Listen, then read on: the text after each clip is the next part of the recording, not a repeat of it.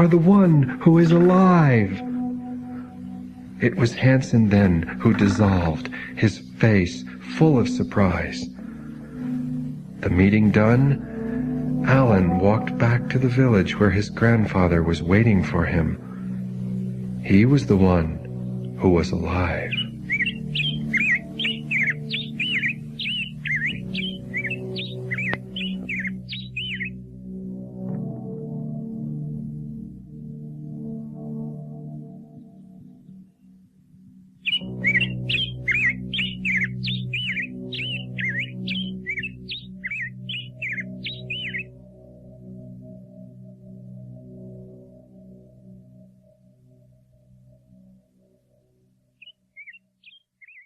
The Utes were after this young Navajo boy, and he was scared.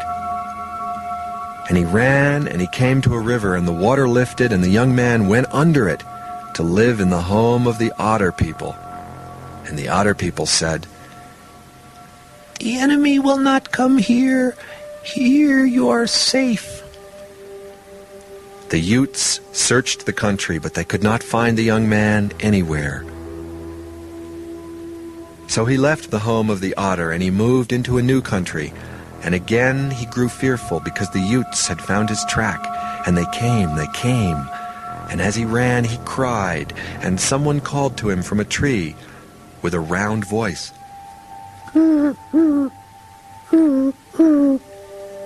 A round voice that said, "Why do you cry?" And the young man answered, "The Utes are after me. They want my scalp." And the voice said, "Come up here, grandchild. They will not follow you here." The young man climbed the tree, and he entered the home of the owl.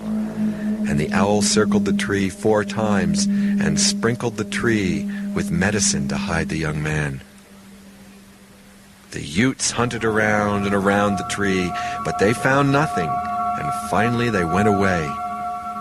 And the young man set out to find his home country.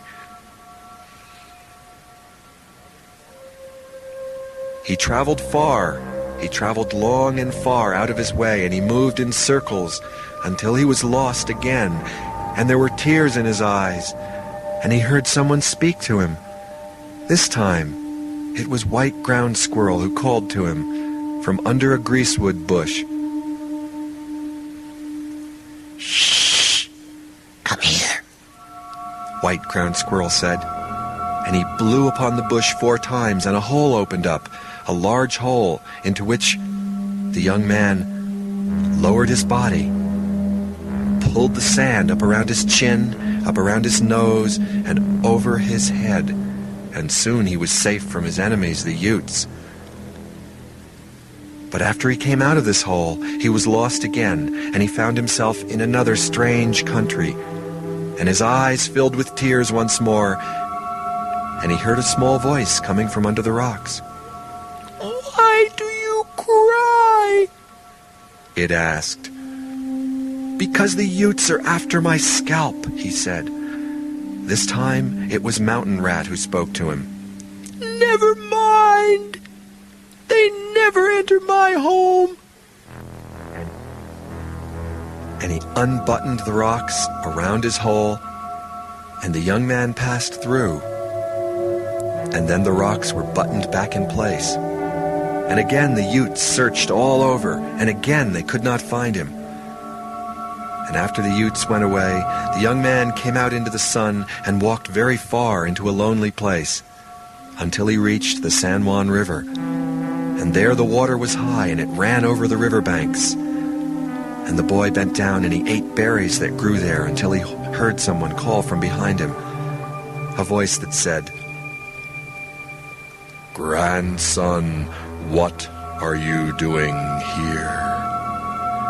And the young man turned and looked into the face of a man of dark color, with wings like a bat and leather skin. "I have come far, grandfather," he said, "far from the country of the Utes, and I am trying to reach my home, but the river is high and I cannot cross it." "Shall I take you across?" said the dark man. And the young man climbed on his back and felt of his leather skin. And the man of dark color opened his wings, and he flew across the river and went higher and higher and higher. And the young man saw that the dark man was turning into black rock. And he saw that his feet settled far down into the sand, and his wings arched and opened and covered the sky, and grew and grew and grew until his arms spread out and darkened the sun.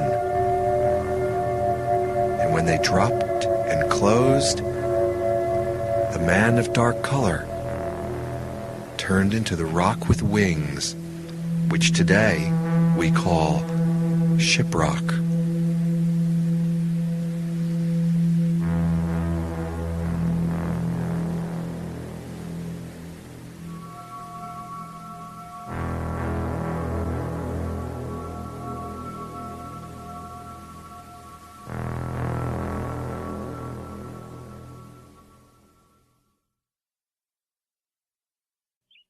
First man and first woman did what was best for the sky, the earth, and the people. But after Coyote's bad behavior, their work went sour. This is how it goes. The people's hair was supposed to remain black like the crow, but one day there came a bird person with white head whose name was Nuthatch. He spoke. "Grandchildren, look here. I am turning gray. I am growing old." When he flew away, the dust of his wings fell upon the people's hair, and they knew there was such a thing as old age. But the people's teeth were white and strong and clean.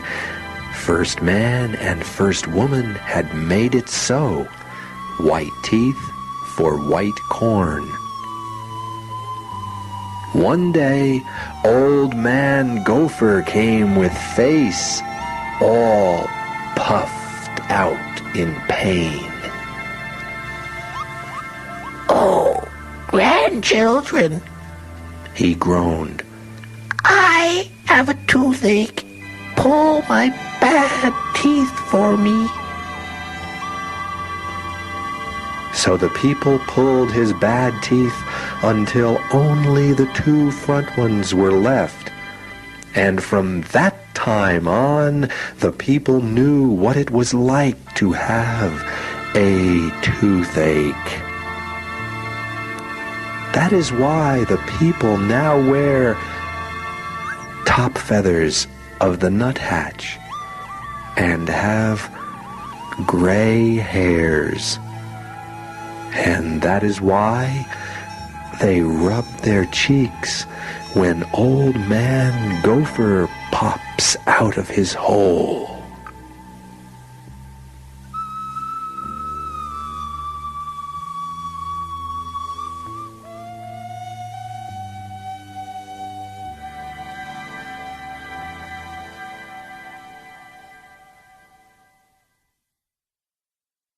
The white man's ghost. White man's ghost which threatens my clouds. White man's ghost which knows no resting place. White man's ghost which comes and goes on skittery feet,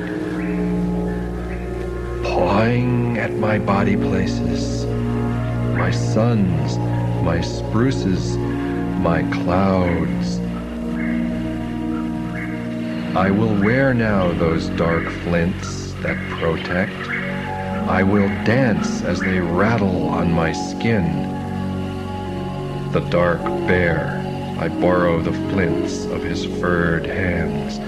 The soaring eagle, I borrow the flints of her feathered hands. Now I will wash my body's house in the pollen that rests on the blue ponds.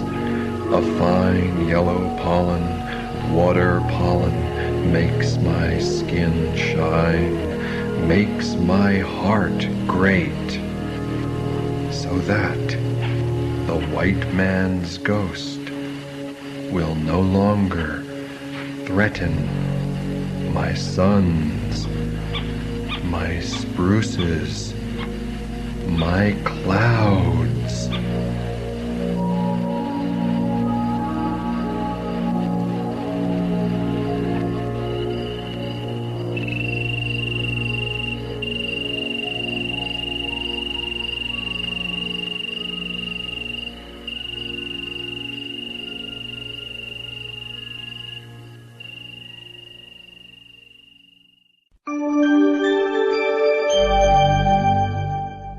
If you're looking for a community of like-minded individuals who can offer support, tools, and advice about how you can start your own adventures in writing, be prepared to have the cauldron of your imagination stirred. I started Eat Sleep Write for one purpose: to do everything I can to get your voice heard about your writing, as well as get more eyes on your books. My goal is to help you achieve the success that you so richly deserve. Thank you for listening to another edition of the Eat Sleep Write podcast, located at eatsleepwrite.net. Please send any questions, comments or suggestions to comments@eatsleepwrite.net. Please consider a donation to support the Eat Sleep Write podcast. Donations can be sent to our PayPal address at donations@eatsleepwrite.net. Once in a lifetime, the theme music for the Eat Sleep Write podcast, courtesy of Stephen Paul, all rights reserved, used by permission. Please join us again for the next edition of the Eat Sleep Write podcast.